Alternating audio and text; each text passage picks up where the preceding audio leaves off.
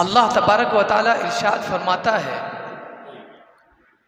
وَاصْبِرْ نَفْسَكَ مَعَ الَّذِينَ يَدْعُونَ رَبَّهُمْ بِالْغَدَاةِ وَالْعَشِيِّ يُرِيدُونَ وَجْهَهُ صدق اللہ العظیم۔ اللہ تبارک و تعالی ارشاد فرماتا ہے وَاصْبِرْ نَفْسَكَ مَعَ الَّذِينَ يَدْعُونَ رَبَّهُمْ، وہ لوگ جو اللہ کی بارگاہ میں دعائیں کرتے ہیں ان کے ساتھ اپنے آپ کو مانوس کر لے۔ بالغداۃ والعشی، وہ اللہ کی بارگاہ میں دعا کرتے ہیں دنوں رات، ایسے لوگوں سے اپنے آپ کو مانوس کر لے۔ یریدون وجہہ، اور ایسے لوگوں سے مانوس کر لے جو ہر کام میں اللہ تبارک و تعالیٰ کی رضا جوئی کرتے ہیں، یعنی ہر کام میں یہ دیکھتے ہیں کہ یہ کام سے میرا رب خوش ہوگا یا ناراض ہوگا، اگر خوش ہوگا تبھی وہ کام کرتے ہیں۔ آیت کریمہ میں جو لفظ استعمال ہوا وَاصْبِرْ نَفْسَكَ، اور اپنے آپ کو مانوس کر لے ان لوگوں کے ساتھ جو لوگ اللہ کی بارگاہ میں راتوں دن دعائیں کرتے ہیں اور اس کی خوشنودی کے لیے نیک کام کرتے ہیں۔ جملہ بہت اہم ہے، وہ یہ کہ وَاصْبِرْ نَفْسَكَ، یہ نہیں فرمایا کہ صاحب ہوں اور صاحب نفسک معہم، کہ ان کے ساتھ رہو، بلکہ کہا ان کے ساتھ اپنے آپ کو مانوس کر لو، یعنی جو نیک لوگ ہیں ان کے ساتھ اپنے آپ کو مانوس کر لو، یعنی جب ان کے ساتھ رہو تو آپ کو ان سے انسیت ہو، ورنہ نیکوں کے ساتھ بہت سارے لوگ رہتے ہیں، ایک جتھا رہتا ہے، لیکن بعض اوقات وہ اس لیے بھی رہتے ہیں کہ لوگوں نے کہا ہے، اچھوں نے کہا ہے کہ اچھے لوگوں کے ساتھ بیٹھنا چاہیے، ان کے ساتھ رہنا چاہیے، تو بس میں بھی آ گیا۔ اب جب اسے انسیت ہی نہیں ہے، کوئی لینا دینا ہی نہیں ہے، تو اس نیک کے ساتھ صحبت کیا فائدے گی؟ تو صحبت کے ساتھ ساتھ بتایا انسیت پیدا ہونا چاہیے، کہ محبت ہو کہ میں آیا ہوں کچھ لینے کے لیے۔ اب آئیے دوسری طرف، احادیث کے موضوع کی طرف، کہ مومن ہوتا کون ہے؟ موضوع آج ہمارا وہی ہے کہ ایک ایمان والے کی دوستی دنیا میں، نیک انسان کی دوستی بروز قیامت بھی ہمارے لیے فائدہ مند ہوگی۔ تو جو مومن ہے وہ دنیا میں ہر چیز کو غور سے دیکھتا ہے، آبزرو کرتا ہے، اور اس کے بعد نتیجے پر پہنچتا ہے، فوراً کسی سے دوستی نہیں کر سکتا۔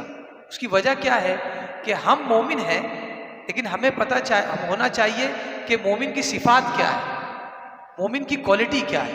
حضور فرماتے ہیں المؤمن کیس فطن حذر، مومن بہت سمجھدار ہے، بہت ذہین ہے، اور بہت محتاط ہے۔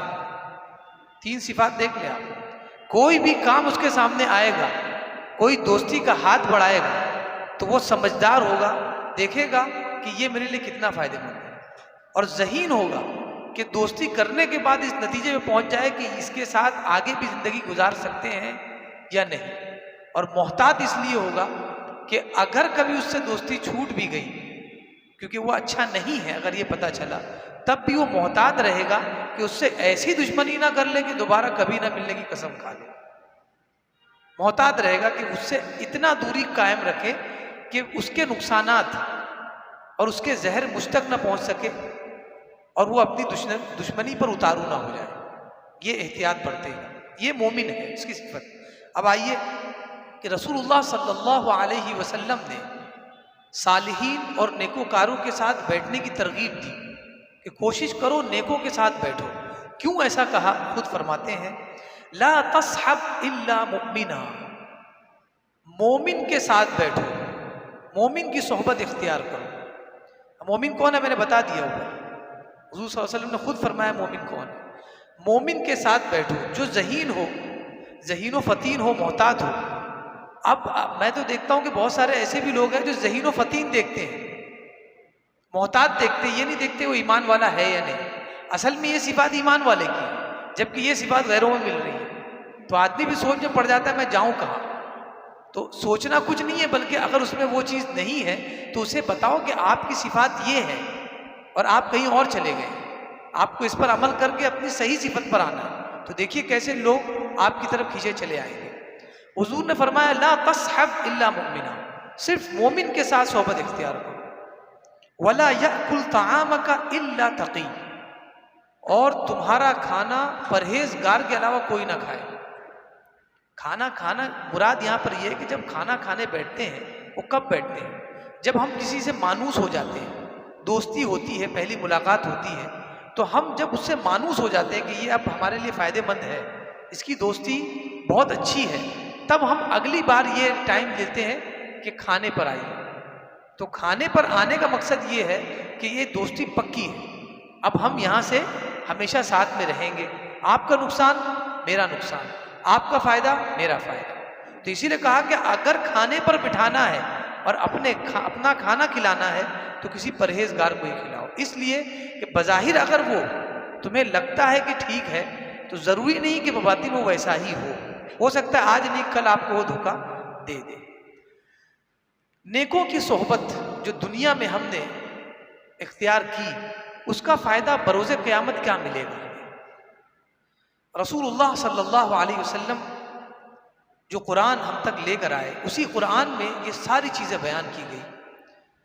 کفار یا وہ لوگ جو جہنم میں چلے گئے ہیں اپنے اعمال کی بنیاد پر اور اپنی گناہوں کو بھگت رہے ہیں، وہ کہیں گے یا ویلتا، ہائے خرابی، لیتنی لم اتخذ فلانا خلیلا، کاش کہ میں فلاں کو اپنا دوست نہ بناتا۔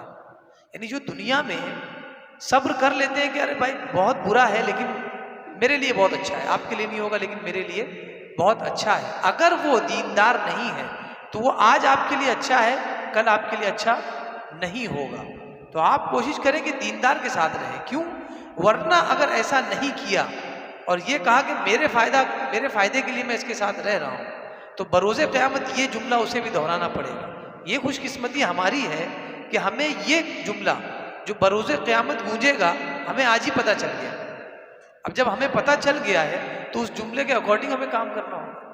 فرمایا یا ویلتھا، خرابی ہو، لیتنی لم اتخذ فلانا خلیلا، کاش کہ فلاں شخص کو میں اپنا دوست بناتا ہی نہیں۔ کیوں نہیں بناتا؟ لقد اضلنی عن الذکر بعد اذ جاءنی، کہ اس نے مجھے اس ذکر سے، اس نصیحت سے گمراہ کر دیا جو مجھ تک آئی۔ جو نیکی اور نصیحت اور نیک بات مجھ تک آئی، اس کی دوستی نے مجھے اس سے گمراہ کر دیا، غافل کر دیا۔ تو غفلت انسان خود نہیں کرتا ہے بلکہ اس کا جو فرینڈ سرکل ہوتا ہے یہ اسے مجبور کرتا ہے کہ وہ کس چیز کو لے اور کس چیز کو نہ لے۔ تو اگر اپنا سرکل اچھا ہے اور اگر ہمارا ذہن گندا ہے تب بھی ہم اچھائی کی طرف چلے ہی جائیں گے، کیونکہ دوستوں کی سننا ہے، ان کے ساتھ رہنا ہے، تو ہم ان کی سنتے ہوئے اگر اچھا کر لیں تو کتنی اچھی بات ہے۔ ایک زمانے کے بعد اچھا کرتے کرتے انسان عادی ہو جاتا ہے، اب وہ اچھائیوں کا عادی ہو جاتا ہے اور برائیوں سے دور ہو جاتا ہے۔ تو کیوں نہ ہم ایسا آٹو سسٹم بنائیں اپنے گرد دوستوں کا جو صرف اچھے ہوں، کوشش کریں تاکہ اگر ہم برے ہیں تو ان کئی اچھوں کے ساتھ رہنے سے ہماری بھی برائی ختم ہو جائے اور ہم بھی اچھے ہو جائیں۔ اور کہے گا وَكَانَ الشَّيْطَانُ لِلْإِنسَانِ خَذُولًا، اور انسان کے لیے شیطان بے مدد چھوڑنے والا ہے۔ یعنی شیطان جو ہے جس نے یہاں بھڑکایا، آپ کے دوست کے ساتھ شیطان تھا اور اس نے آپ کو بھڑکایا، گویا شیطان نے بھڑکایا اور شیطان نے آپ کو گمراہ کر دیا راہ حق سے۔ اب اس کے بعد بروز قیامت کیا کرے گا؟ وہ یہ کہے گا میں بھی اسی رب سے ڈرتا ہوں جس سے تمہیں ڈرنا چاہیے۔ قیامت کے دن وہ بھی وہ مدد چھوڑ دے گا۔ اور آج ہم اس کے ساتھ اس لیے ہیں کہ ہم سوچتے ہیں کہ اتنی مدد کی ہے آگے بھی مدد کرے گا، لیکن یہ وہ دن ہوگا جس دن انسان کو نہ پیسہ کام آئے گا نہ اولاد کام آئے گی۔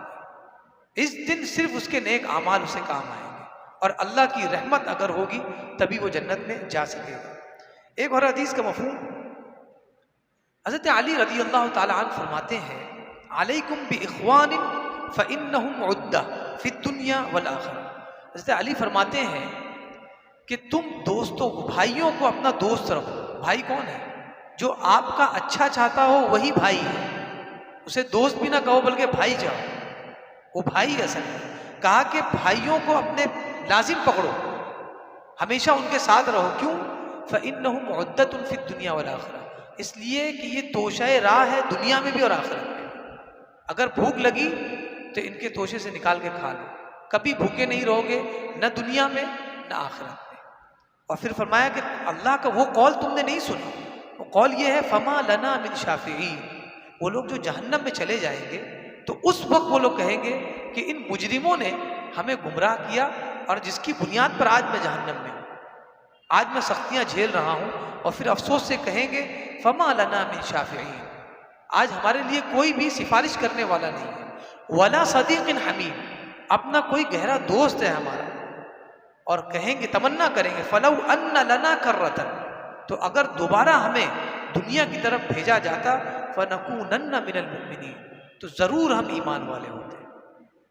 تو ان کے لیے جو بے ایمان ہے تو ہمیں ٹٹولنا ہے کہ ہم صرف کرتا یا ٹوپی لگا کر ایمان والے بنے ہیں، کہ در حقیقت جو ایمان ہونا چاہیے ہمارے دل میں ہے یا نہیں۔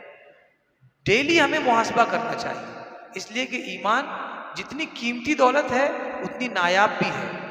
ہمیں ایسا لگتا ہے کہ ہم مومن ہیں، لیکن حضور نے فرمایا ایک زمانہ ایسا آئے گا کہ بندہ رات میں مومن ہو کر سوئے گا اور صبح وہ کافر ہوگا، صبح مومن ہوگا، رات میں وہ کافر ہو جائے گا۔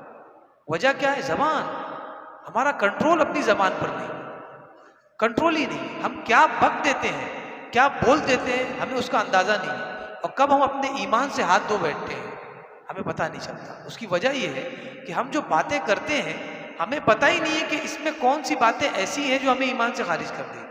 یہ پتہ کب چلے گا؟ جب نیکوں کی صحبت ہوگی، اور بغیر نیکوں کی صحبت کے فائدہ نہیں ہو سکتا، نہ دنیا میں نہ آخرت میں۔ آخرت میں اگر ہم دیکھیں کہ دوستوں کی جو صحبت ہے جو ہم آج اختیار کیے ہیں، کیا وہ صحبت فائدہ دے گی؟ اللہ تبارک و تعالیٰ فرماتا ہے الاخلاء یومئذ بعضهم لبعض عدو الا المتقین، گہرے دوست اس دن ایک دوسرے کے دشمن ہو جائیں گے۔ اللہ تبارک و تعالیٰ فرما رہا ہے گہرے دوست ہوں گے لیکن بروز قیامت ایک دوسرے کے دشمن ہو جائیں گے، الا المتقین، سوائے ان لوگوں کے جو اللہ سے خوف کرتے ہیں، جو اللہ سے ڈرتے ہیں۔ کتنی عظیم بات ہے، بتائیے۔ حدیث میں آیا لَيَبْعَثَنَ اللَّهُ أَقْوَامًا يَوْمَ الْقِيَامَةِ فِي وُجُوهِهِمْ نُورٌ عَلَى مَنَابِرِ اللُّؤْلُؤِ، اللہ تبارک و تعالیٰ بروز قیامت ایسی قوم کو بھیجے گا میدان میں کہ ان کے چہروں پر نور ہوگا، اور وہ موتیوں کے ممبر پہ بیٹھے ہوں گے۔ لَيْسُوا بِأَنبِيَاء، وہ انبیاء نہیں ہوں گے، لگیں گے کہ ان کے اعمال کی وجہ سے انہیں اتنا ملا ہے، شاید یہ انبیاء ہیں۔ کہا کہ وہ انبیاء نہیں ہوں گے، ولا شہداء، نہیں شہداء ہوں گے، بہت عظیم مرتبہ ان دونوں کا، یہ دونوں نہیں ہوں گے۔ قال فجثى اعرابی، تو جس اعرابی نے یہ سوال کیا تھا، جب اسے پتا چلا کہ ایسی حالت ہوگی کہ چہرے پر نور اور موتیوں کے منبر پر بیٹھے ہوں گے، اور وہ نبی نہیں ہوں گے نہ شہید ہوں گے، تو وہ اپنے گھٹنوں کے بل بیٹھ گئے حیرت سے کہ آخر وہ ہوں گے کون؟ فرماتے ہیں جلیہم لنا نعرفہم یا رسول اللہ، یا رسول اللہ ان کے بارے میں بتائے تاکہ ہمیں پتہ چلے وہ کون ہوں گے، ہم دنیا میں ڈھونڈے انہیں۔ یہی تو فائدہ تھا حضور کے پاس بیٹھنے کا کہ آنے والے دن کی پہلے ہی خبر دے دیتے تھے، تو آدمی بالکل سیف ہو جاتا تھا کہ آنے والا کیا ہونے والا ہے آج ہی صحیح کر لو۔ اگر آنے والے دن کا پتہ نہ چلے تو پھر صحبت کا کیا فائدہ؟ پھر فرماتے ہیں قال، حضور فرماتے ہیں وہ لوگ کون ہیں؟ ہم متحابون فی اللہ، مسجدوں میں پابندی سے نماز پڑھنے والے، سنیے فرمایا ہم متحابون فی اللہ، وہ اللہ کے لیے آپس میں محبت کرنے والے ہیں، اللہ کے لیے۔ یجتمعون علی ذکر اللہ، وہ اللہ کے ذکر کے لیے ایک جگہ اکٹھا ہوں گے، یذکرون، اور پھر اس کا ذکر کریں گے، اللہ کی یاد کریں گے۔ یہ منظر مسجد میں نہیں ملتا ہے، میں نے دیکھا ہے بہت سارے لوگوں کو جو مسجد میں پابندی سے آتے ہیں اور الحمدللہ ایک دوسرے سے دوستی ہو جاتی ہے، بلکہ کبھی کوئی غائب ہو جائے کسی کام کی وجہ سے یا بیماری کی وجہ سے، کوئی بھی مشغولیت ہو، تو وہ دوسرا دوست تیسرے سے پوچھتا ہے کہ آج وہ نظر نہیں آیا۔ کوئی بھی کاروبار نہیں ہے ساتھ، نہ کوئی رشتہ داری ہے، ان کی دوستی صرف مسجد تک محدود ہے۔ انہی لوگوں کے بارے میں کہا ہے کہ یہی لوگ ہوں گے، تو ایسے دوستی کرو جس میں صرف اللہ اور اس کا رسول شامل ہو، وہ دوستی مت کرو جس میں دنیا شامل ہو، تاکہ آپ یہاں بھی سرخرو رہے اور قیامت میں بھی سرخرو رہے۔ ایک اور حدیث، صحابی رسول کہتے ہیں قلت یا رسول اللہ، میں نے رسول اللہ صلی اللہ علیہ وسلم سے عرض کیا رسول اللہ الرجل یحب القوم، ولا يستطيع ان يعمل كعمله، یہ بہت عظیم حدیث ہے. فرمایا کہ ایک شخص ہے جو نیکوں سے محبت کرتا ہے، نیک لوگوں سے بہت محبت کرتا ہے. ولا يستطيع ان يعمل كعمله، لیکن وہ ان کی طرح نیک عمل نہیں کر سکتا. جو ہو سکتا ہے وہ کرتا ہے، لیکن ان کی طرح وہ نیک عمل نہیں کر سکتا. علماء سے محبت کرتا ہے، صوفیاء سے محبت کرتا ہے، بزرگان دین سے محبت کرتا ہے، اولیاء سے محبت کرتا ہے، لیکن اس کی اتنی طاقت نہیں کہ ان جیسا عمل کر سکے، ان کی طرح رات و دن جاگ کر عبادت کر سکے. تو وہ کیا کرے؟ صحابی رسول نے عرض کی، حضور نے فرمایا انت یا ابا ذر مع من احببت، اے ابو ذر بروز قیامت تم ان کے ساتھ ہوگے جن سے تم دنیا میں محبت کرتے تھے. اب تم نے ان جیسا عمل نہیں کر پائے تو کوئی مسئلہ نہیں. اگر محبت ہے جسے انسیت میں نے کہا، تو کم سے کم تم گناہوں کو گناہ تو سمجھو گے کہ جو میں نے کیا ہے وہ گناہ ہے. یہ محبت کا فائدہ ہوتا ہے. یعنی کچھ لوگ یہ سوچتے ہیں کہ کیا رہوں ان کے ساتھ، میں تو گنہگار ہوں. آپ کو یہ احساس کہاں سے ملا؟